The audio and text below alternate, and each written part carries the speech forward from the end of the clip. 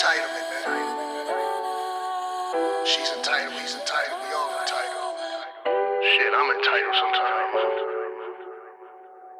Get messy. What the fuck is that? No, don't worry about him. He's cool.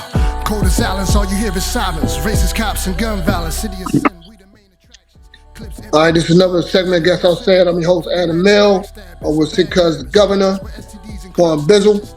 And this is the Cali Grove review of 2 Chainz. I got it right this time. And Lil Wayne. I believe 50 Cent is the narrator on this. Me personally, I think 50 Cent was trolling on their own record. You know what I'm saying? He was hilarious, right? I think he brought like some type of comic relief to it. You get what I'm saying? They basically paid 50 to troll them.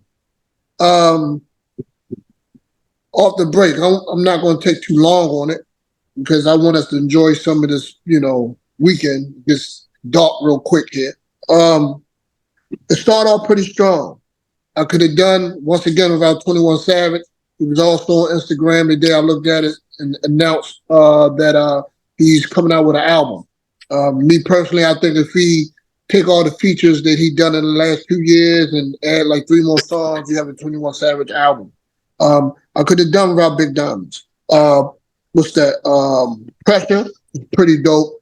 Relived that. Seen Duffel Bad Boy, that was 50 Cent being the narrator again. That was hilarious. What's that? Millions from Now. I think that was dope. 2 Chainz. 2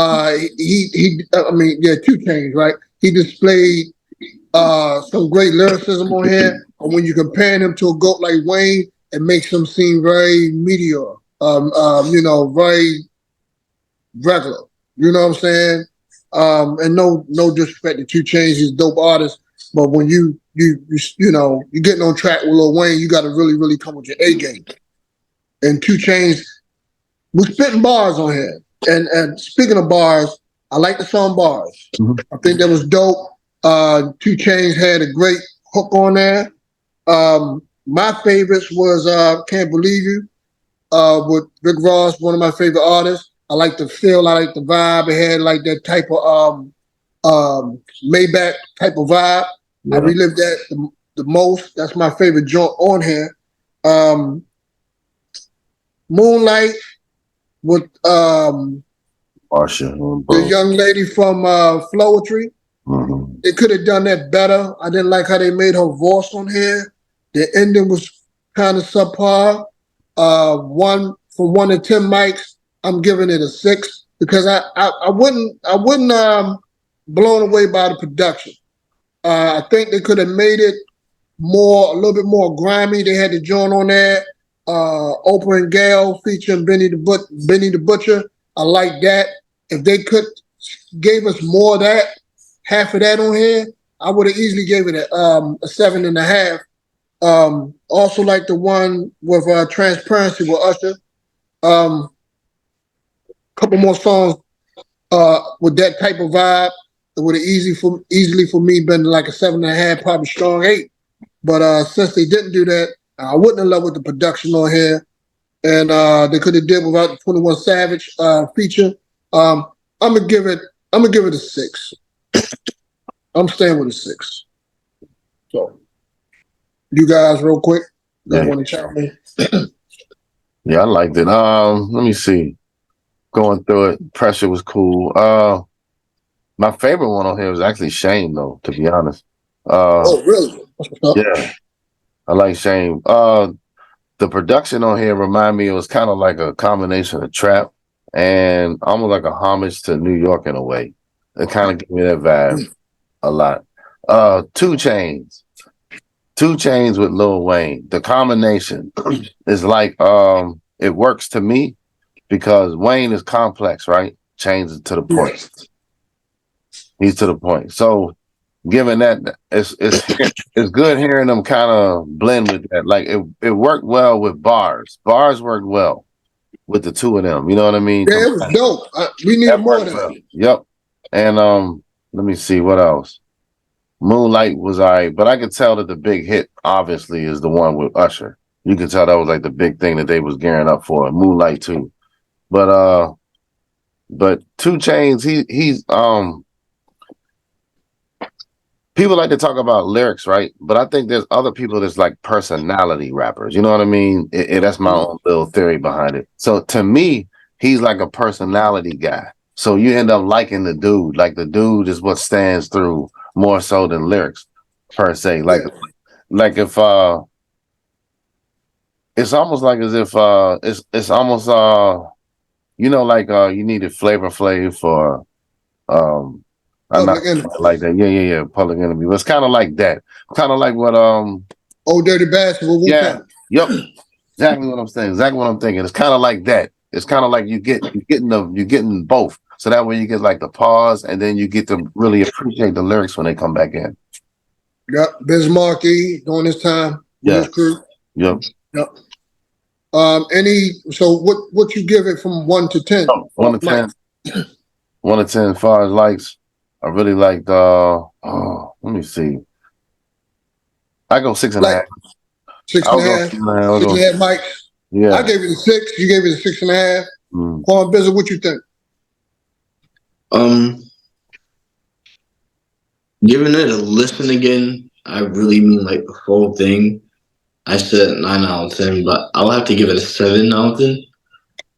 I feel like what we've been missing a lot, especially when it comes to music, it's not only music with substance, is music with fun music, as we like to call it, lit music, the music that really gets you started up, the 80s had their serious music, but it was really more into getting people moving, getting interested. 90s were more the grittier, more serious toned rap, that era. And then, a lot of people may not acknowledge this era, but the SoundCloud era, the 2015 era to the 2018 era, or 2019, if you will, where you had upcoming artists like X, you had upcoming young artists. They were just making music. Now, it was a perfect balance between, lyrical artists. You had your J. Cole's, you had the album Damn by Kendrick Lamar. You had that whole thing, but it was a perfect yin-yang with as they say, the mumble rappers and the lyrical rappers. It was, you had your music and you had your conscious rap. But I feel like a lot of times artists, including Lil Wayne, I feel like is rightfully deserved if he wants to do that. They became more relaxed as they're not worrying about making that song that's going to hit the charts. Right. They're just now putting music out. And at this point, they feel like they made enough money. They made enough, they have enough influence in music where they can't make a bad song. So the same energy and drive for music as it was is not there anymore. And I feel like Pressure, I think, still is my favorite song. Again, like everybody else is saying, I can do without Future for the next 10 years. Well, 21. 21 Savage. 21 Savage. 21 Savage, my bad. I butchered that. 21 Savage.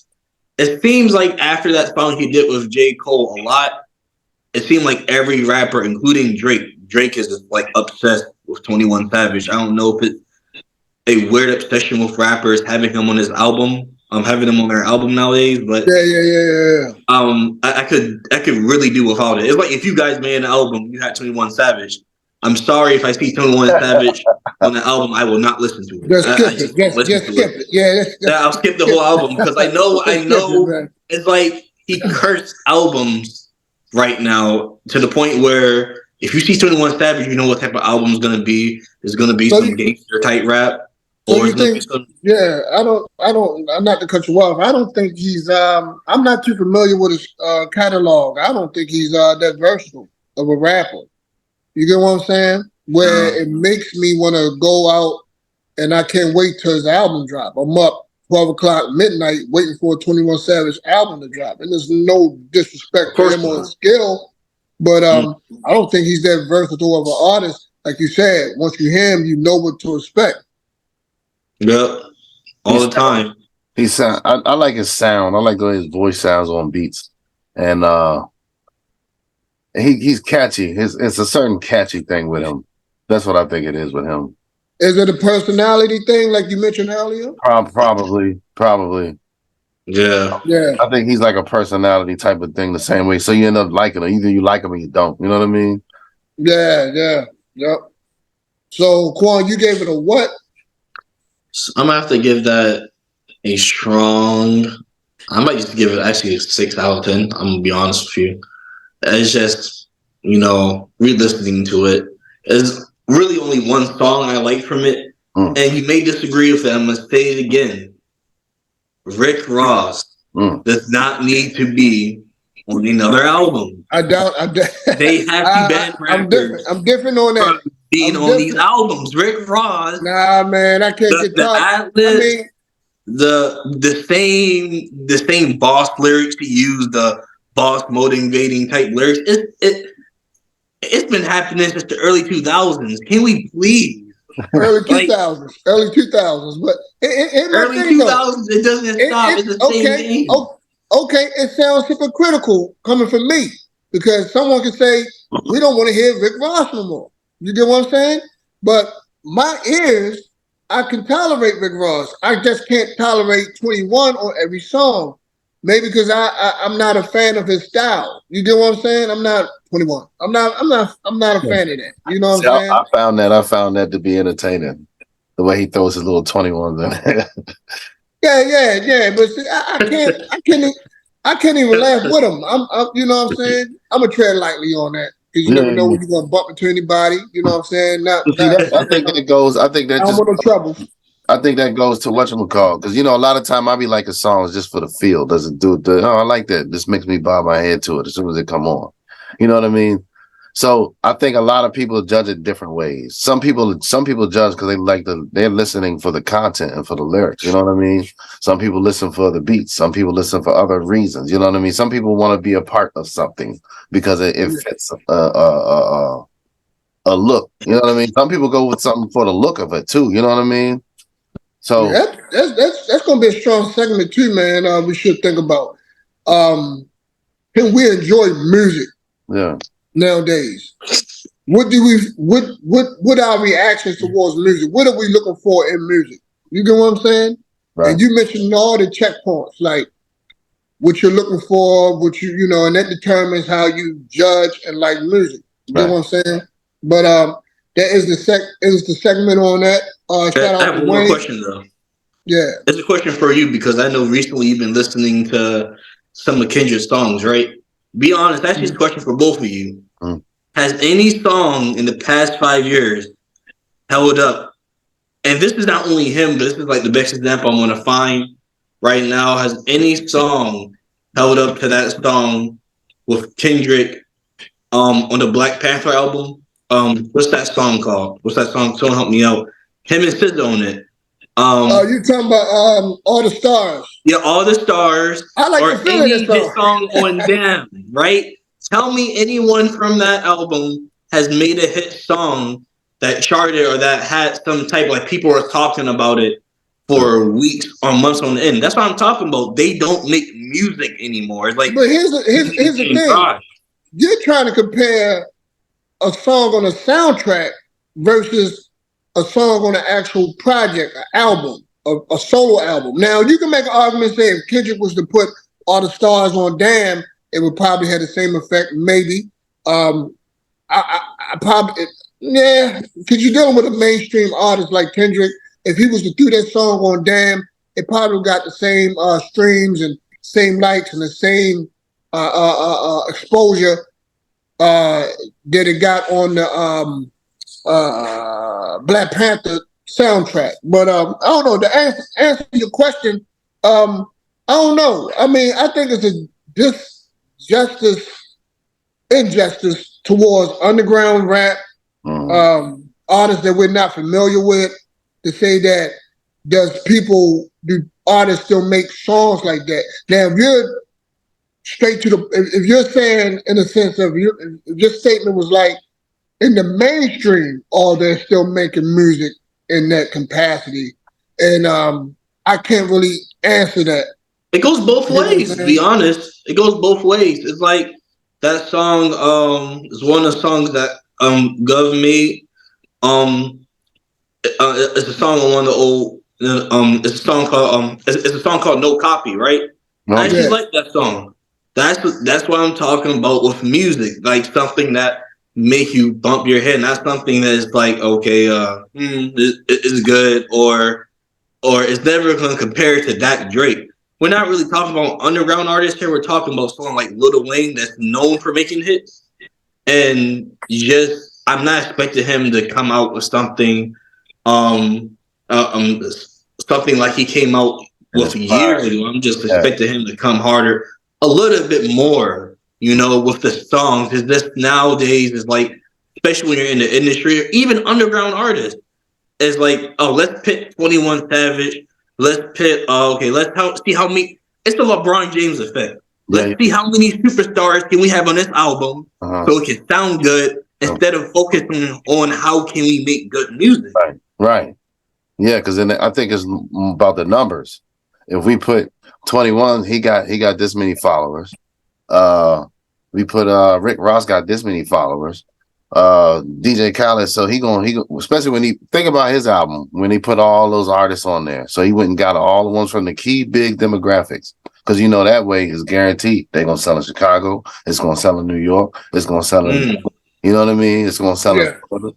So I think it's kind of that thing is what's going on to go what you're saying versus actually about the art. Like an artist, if they got paint, they're gonna pick out the best paints, and they're gonna make sure that they got the right easel or whatever paperwork or whatever they're going to paint on. They're going to make sure that whatever they're using is going to fit well with that and the color scheme and all that type of stuff to make their artwork.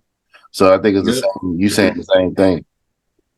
I think we going back to Drake. Sorry, More Life, 4422. Y'all ever look that song up? I like that song. That song is no rapping on it. But it's you know what I'm saying, it's very dope.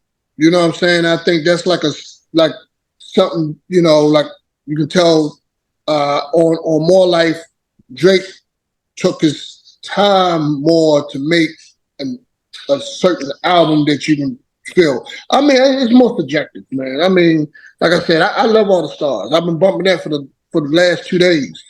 That's why he probably brought it up. And songs, I don't know, man.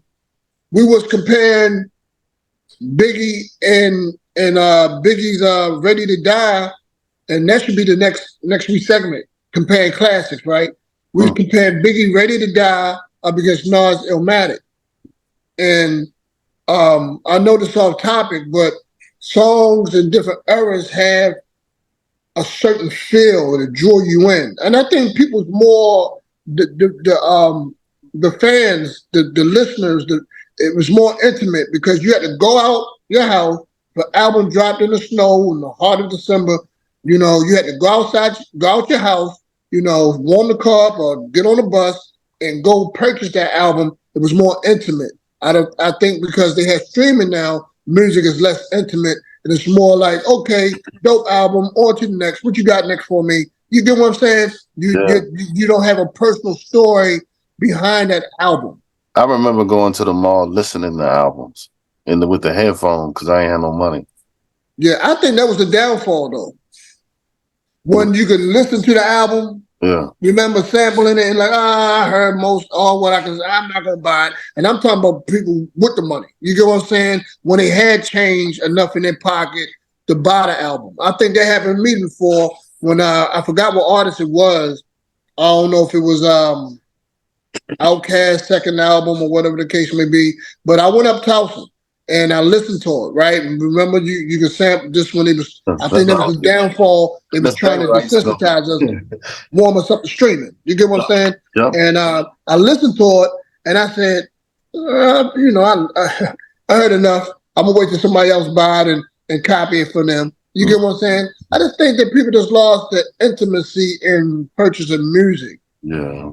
They don't have a story behind it. You know, like I have a story behind Ready to Die. You know, I went down on Greenmount Avenue back when Scotty B, if I'm butchering his name, the DJ from Baltimore, right? The store they had down on Greenmount 33rd. I remember purchasing that, having my earphones on, going to high school, listening to it for 30 days straight. I wouldn't listen to any other hip hop album, instead of Ready to Die. I have a personal story behind Ready to Die. Like I have a personal story behind Mobb Deep Infamous. And the list goes on. Yeah. It's no personal story no more because we're streaming music. And when you hear songs like All the Stars featuring Kendrick and featuring SZA,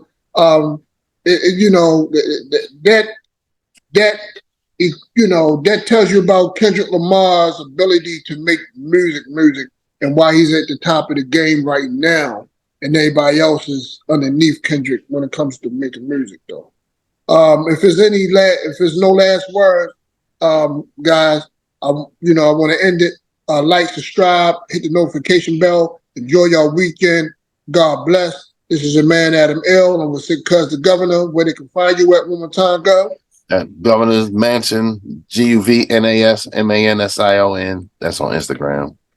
And Quan Bizzle. Salute.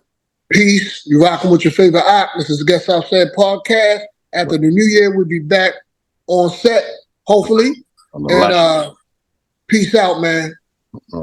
Salute. Peace. Peace. They be lying on their mission. That's why you never take the deal. No sister try to stop it, it can't be faded. They used to be locked up in a box down in the basement. Got a glimpse of